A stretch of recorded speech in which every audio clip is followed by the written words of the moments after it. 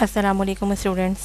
Once again welcome to our online class from Rise and Shine School.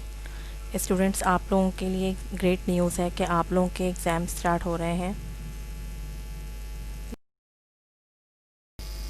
English literature. Students, I am your English teacher Wahavish Imran, class 5th, topic Natasha's doll, week 7, and I am going to conduct my first lecture in week 7.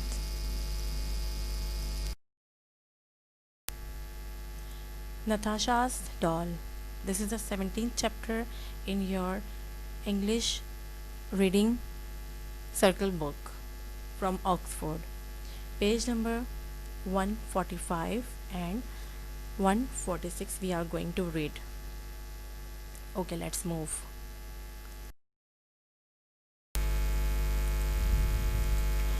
Students, अपनी story शुरू करने से पहले हम इसका पूरा preview देख लेते हैं कि ये स्टोरी हमने शुरू कहाँ से करी थी. एक बच्ची की स्टोरी जिसका नाम नताशा है. उसकी वालदा की डेथ हो जाती है जब वो 8 साल की होती है. उसके वालिद साहब जो हैं वो दूसरी शादी कर लेते हैं और उसकी स्टेप मदर की 2 बेटियां होती हैं जो उसके साथ बहुत बुरा सलूक करती हैं. नताशा की वालदा इसको अपनी डेथ से पहले एक डॉल दे के जाती हैं और कहती हैं इसे ख्याल रखना और इसे कुछ ना कुछ खिलाते रहना तो ये तुम्हारी हेल्प करेगी.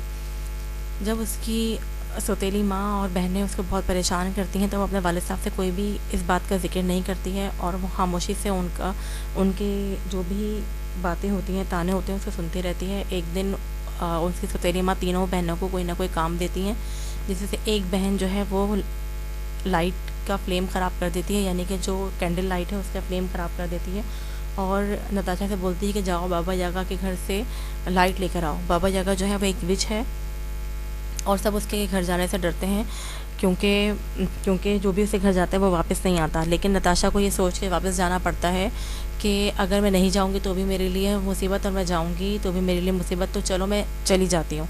रास्ता बहुत ख़तरनाक होता है. वो बाबा यागा के घर पर पहुँचती है. जैसे ही वो बाबा यागा के घर पर पहुँचती है तो बाबा यागा को पता चल जाता है कि कोई बच्ची उसके घर पर आई है और बाबा यागा उसको लाइट के बदले काम करने का कहती हैं कि अगर तुम्हें लाइट चाहिए तो तुम्हें कुछ ना कुछ काम करना पड़ेगा. अब हम आगे स्टोरी देखते हैं और पढ़ते हैं कि इस स्टोरी में आगे क्या है. आया कि नताशा जो है वो बाबा यागा से लाइट ले पाती है या नहीं ले पाती है, वो अपने घर जा पाती है या नहीं जा पाती है, या वो जितने भी काम उसको बाबा यागा करने के लिए कहती हैं वो कर पाती है या नहीं कर पाती. तो हम अपनी स्टोरी स्टार्ट करते हैं. Natasha crawled up on the floor by the stove and tried to sleep. Crawled up student एक फ्रेज़ है जिसका मतलब है सिमट जाना या सिमट के बैठना या सिमट के लेटना. तो यहाँ पे ये कह रहे हैं कि नताशा जो है वो सिमट के चूल्हे के पास ज़मीन पर ही लेट जाती है और कोशिश करती है सोने की. All night long the house echoed with the rumbling snores of the witch. पूरी रात जो है वो घर में बाज़गश्त होती रहती है या गूंजते रहते हैं चुड़ैल के खर्राटों की या बेहंगम या अजीबोगरीब खर्राटों की आवाज़. समहाउ नताशा फेल्स अस्लीप, लेकिन फिर भी नताशा थोड़ी देर के लिए सो जाती है. बट शी वॉक अर्ली, लेकिन वो जल्दी उठ जाती है. Before the first glimmer of day, यानी कि पहली किरण जो सूरज की उगती है उससे पहले ही नताशा उठ जाती है. Natasha set up and looked around her.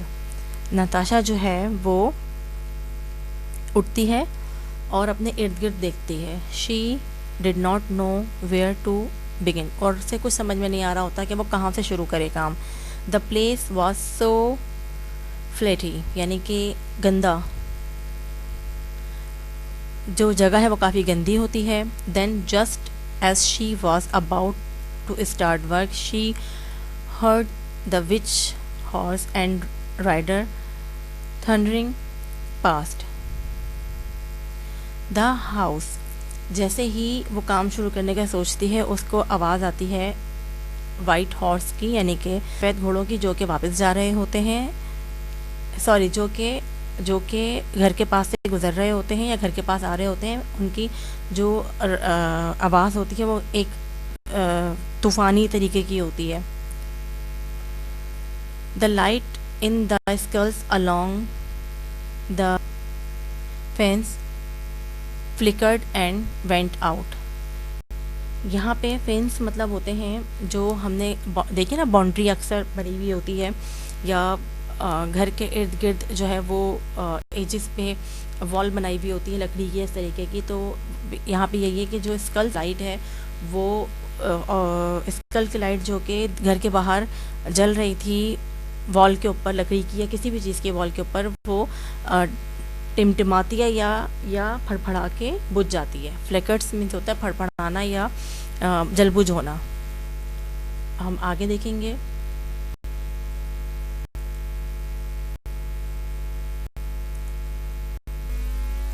When Baba Yaga woke up, Natasha hid beside the stove। जैसे ही बाबा यागा उठती हैं, नताशा जो है वो छुप जाती है स्टोव के साइड में। बाबा यागा soon left the house and Natasha watched from the window as she got into the motor and soared up into the sky। बाबा यागा जो है वो जल्दी ही घर को छोड़ देती हैं और नताशा जो है वो खिड़की से देखती है कि वो अपने जो वो एक उड़न खटोला टाइप का होता है उसमें वो उड़ के बहुत बुलंदी से आसमान पे उड़ जाती हैं। स्नॉड अप मतलब बहुत बुलंदी से, ये भी फ्रेज़ है, बहुत बुलंदी से आसमान में खो जाती हैं या आसमान में उड़ जाती हैं। Just then the red horse and rider came thundering by and the sun shone brightly in the sky. और उसके बाद ही जो है वो रेड राइडर्स आ जाते हैं और वो बहुत तूफ़ानी तरीके से आते हैं और एकदम से जो है वो सूरज जो है वो चमकने लग जाता है आसमान पे। Natasha long to be out in the first open air but she had much to do. Natasha जो है वो बहुत देर के लिए चाहती है कि वो बाहर जाए या बाहर जो हवा चल रही है उसको महसूस करती रहे, लेकिन उसके पास बहुत सारा काम करने के लिए होता है। She turn to start her work and was surprise to find that it was all done. और वो मुड़ती है काम करने के लिए, लेकिन जैसे ही वो मुड़ती है उसको बहुत ज़्यादा जो है वो सरप्राइज़ हो जाती है या एकदम से वो चौंक जाती है कि सारा काम जो है वो ऑलरेडी हो चुका है। The room was sparkling means होता है चमकना। रूम जो है वो चमक रहा है। द यॉर्ड वॉज क्लीन, जो सहन है वो भी साफ़ सुथरा है। द लिनन वॉज वॉश्ड, जो लीलन है वो भी वॉश हो चुका है। And the grain were neatly separated into beans, और जो ग्रेन्स थी यानी कि जो दालें थी, जो मिक्स दालें थी, वो भी अलग अलग जो है वो सेपरेट करके उनको बॉक्सेस में डाल दिए गए, यानी कि जो बिन्स हैं जो उनको दिए गए थे, जो प्लेटफॉर्म के अभी आपने इनको अलग अलग करके थैलों में डालना है, वो भी हो चुका है। In the kitchen the vegetables were already chopped. Kitchen में जो है वो जो सब्जियां हैं वो भी ऑलरेडी पहले से ही चॉप्ड हो चुकी थी। The bread was in the oven, और जो ब्रेड थी, डबल रोटी जो थी, वो भी ओवन में रखी थी। And the meat was in the trays, और जो मीट था यानी कि गोश्त था वो ट्रे में था, रेडी टू बी कुक्ड, तैयार होने के लिए, पकने के लिए बिल्कुल रेडी था। Natasha smiled at the little doll. Natasha जो है वो अपनी छोटी सी गुड़िया को देख के मुस्कुराती है। And then went out to the edge of the forest to pick some flower and sit in the sunshine. और नताशा जो है वो बाहर आ जाती है और जो फॉरेस्ट है उसके जो गिर्द, उसके एजेस कहते हैं बेसिकली, जो किनारे होते हैं, तो वो फॉरेस्ट पे जो है वो उसे किनारों पे आ जाती है और वहाँ से फूल तोड़ती है और बैठ जाती है धूप में। What a pleasant day she had, और वो सोचती है कितना खूबसूरत दिन है उसके लिए। हम आगे पढ़ेंगे इसकी स्टोरी में आगे क्या है। But the day did not last long, लेकिन ये बहुत लंबा दिन नहीं रहता। The light faded and soon the black horse and rider sped past, यानी कि स्पीड की सेकेंड फॉर्म है स्पेड पास्ट। तो वो यही बात कह रही हैं कि ये बहुत लंबा दिन नहीं होता इस तरीके का, और एकदम से जो है वो गायब हो जाते हैं रोशनी। फेडेड, फेडेड मतलब होता है गायब हो जाना, एकदम से जो है वो रोशनी गायब हो जाती है, और जो काले जो घोड़े होते हैं वो उसके ऊपर से राइडर्स आ जाते हैं, और the darkness fell the skulls lit up. और ये भी एक फ्रेज है स्टूडेंट्स, जल उठना। तो हर तरफ जो है वो अंधेरा हो जाता है और स्कल्स जो है वो जल जाते हैं। एंड विद आ हिस में होता है बहुत अजीब व गरीब आवाज़, यानी कि बहुत अनप्लेजेंट साउंड। एक वो आवाज़ होती है ना जो हमें पसंद नहीं आती है, तो इस तरीके की आवाज़ के साथ जो है डाउन सर्प द वाटर कैरिंग बाबा यागा, और बहुत ज़्यादा भयानक आवाज़ के साथ जो है वो बाबा यागा अपने जो उड़न खटोला टाइप की जो चीज़ होती है उस पर वो वापस आ जाती हैं। The witch stormed into the house, और वो अपने घर में दाखिल होती हैं।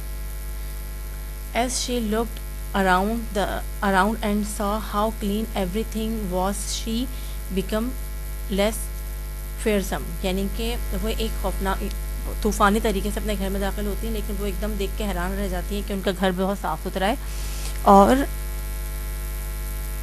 जो नताशा है उसका भी खौफ थोड़ा कम हो गया है। You have worked well girl, और कहती हैं कि तुमने बहुत अच्छा काम किया लड़की। Said Baba Yaga, but why are you so quiet, लेकिन तुम चुप क्यों हो।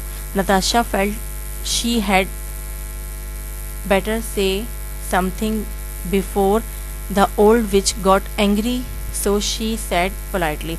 नताशा सोचती है कि मेरा बेहतर है कि मैं कुछ बोल लूँ इससे पहले कि ये बूढ़ी सी चुड़ैल जो है वो दोबारा से नाराज़ हो जाए या फिर से नाराज़ हो जाए, और वो बहुत पोलाइटली बोलती है।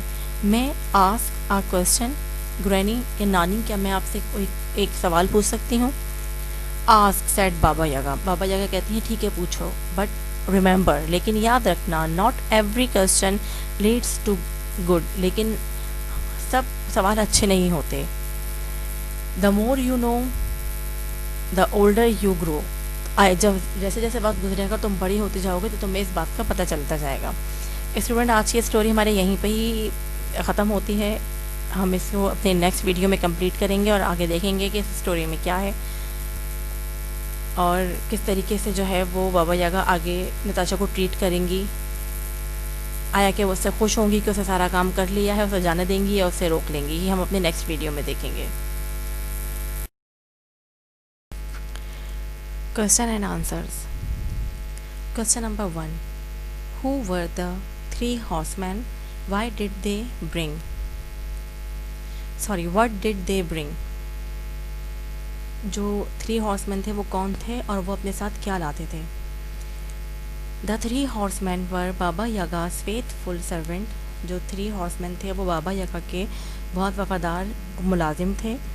The white horseman was bring morning and brought the earliest light, जो वाइट हॉर्समैन थे वो अपने साथ सुबह का टाइम लेकर आते थे, यानी कि अर्लीस्ट लाइट, जो बिल्कुल सुबह की किरणें होती हैं, वो फैलाते थे। The red rider was fiery sun and brought the day, and the black horseman was the dark night and brought darkness all over, और जो रेड राइडर्स थे वो दोपहर का टाइम फैलाते थे या लेकर आते थे, जिसमें दहकता हुआ सूरज होता था, यानी कि आफ्टरनून टाइम, और जो ब्लैक हॉर्समैन थे वो अपने साथ अंधेरा लेकर आते थे, जो कि पूरे जगह पे अंधेरा फैला देते थे। स्टूडेंट्स, क्वेश्चन है, question and answers. Question number 2, in what way was Natasha's day made pleasant, यानी कि किस तरीके से जो है वह नताशा का दिन जो है वो खुशगवार हो गया। Natasha's day was made pleasant as the work given by Baba Yaga was done by doll, and she had plenty time to go out to the edge of the forest to pick some flowers and enjoy the warm sunshine. यानी कि इसका मतलब ये है कि नताशा का दिन इस तरीके से खुशगवार गुजरा क्योंकि बाबा यागा ने जो उसको काम दिया था करने के लिए वो उसकी डॉल ने कर दिया था और उसके पास बहुत सारा टाइम था जिसे वो स्पेंड कर सकती थी। इसीलिए वो फॉरेस्ट में गई, वहाँ से उसने फ्लावर्स वगैरह तोड़े और उसने बहुत अच्छे से इंजॉय किया सनशाइन को, यानी कि सूरज को, सूरज की रोशनी को। दिन के टाइम को उसने बहुत अच्छे से इंजॉय किया।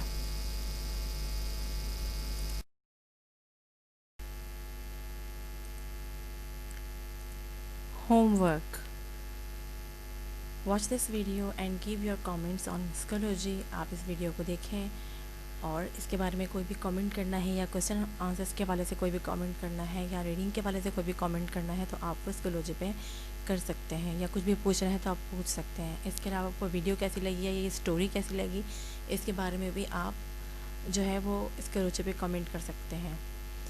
Right the question answer in your lit copy. आपने जो क्वेश्चन आंसर देखा है अभी टेम्पलेट में, वो आपने अपनी कॉपी में, अपने लिट की कॉपी में कॉपी आउट करना है। पहले आप बहुत अच्छा सा टाइटल पेज बनाएंगे, फिर आप उसके वर्ड्स टू नो लिखेंगे, फिर आप क्वेश्चन आंसर शुरू करेंगे। इंशाल्लाह मिलते हैं नेक्स्ट वीडियो में। जब तक आप लोग अपना ख्याल रखिएगा। Thank you so much. अल्लाह हाफ़िज़।